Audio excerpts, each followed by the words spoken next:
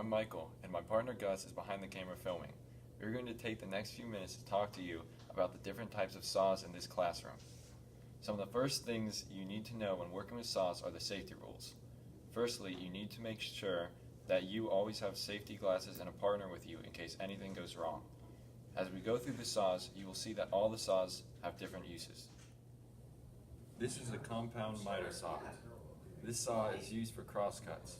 They're very useful for making repeated cuts because it always makes the exact same cut unless the settings of the cut are changed. When using the saw, make sure that it's hooked up to the vacuum so that the dust does not get all over the room. The first step to using the saw is to align the wood to where you want to make your cut. Next, carefully move the saw down to where you're making your cut to make sure that it will cut where you want. Next, make sure that your hands and other body parts are out of the way and bring the saw down with the blade spinning to cut through the wood. To turn the saw on, you push down on the button and pull down the saw. After you are finished cutting your wood, wait for the blade to come to a complete stop for safety reasons. Some extra bonuses to using the saw are that the saw can cut wood at angles and it can cut wood at different degrees. When cutting wood at different angles or degrees, all steps we talked about still apply.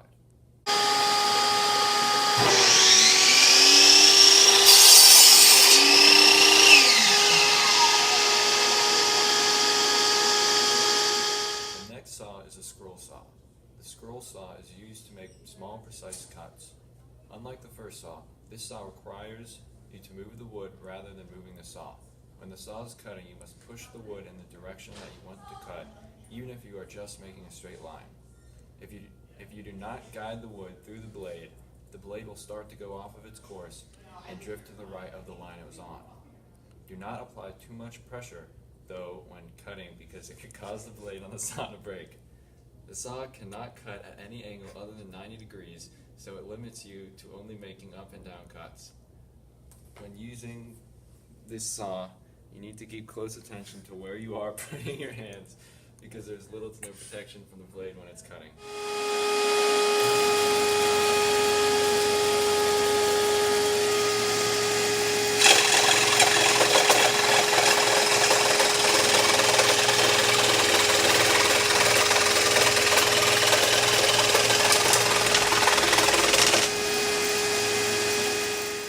The table saw is used to cut straight lines through wood slabs.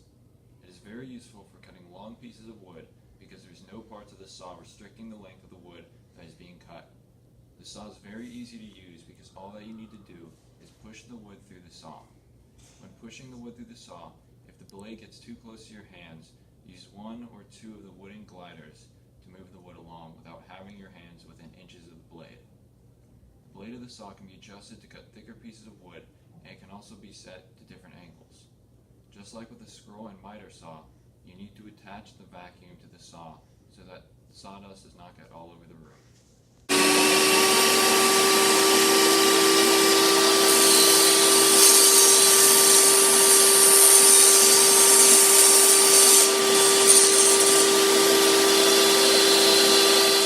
jig saw is much like a larger version of the scroll saw.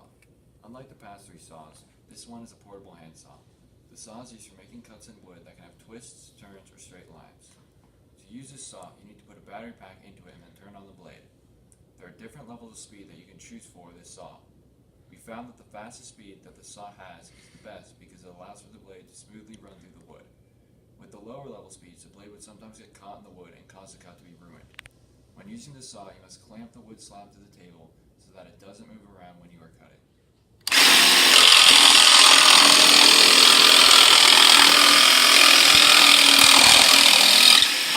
The circular saw is also a hand saw that is used for cutting larger pieces of wood. The saw can cut any size piece of wood because it does not have anything that is connected to other than an outlet. The saw requires two hands to use, and the smaller ones need a battery to power them instead of an outlet. Like the jig saw, this saw needs the wood to be clamped down to a table or a different steady surface so that the wood is not shaken when being cut.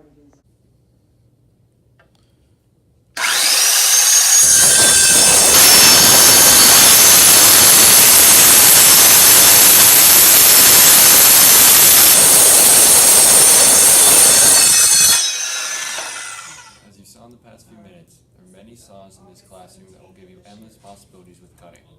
When using the saw, make sure you're being careful with the instruments and make sure that you're always following the safety rules. Thank you for your time, and we hope you found the presentation informational and helpful.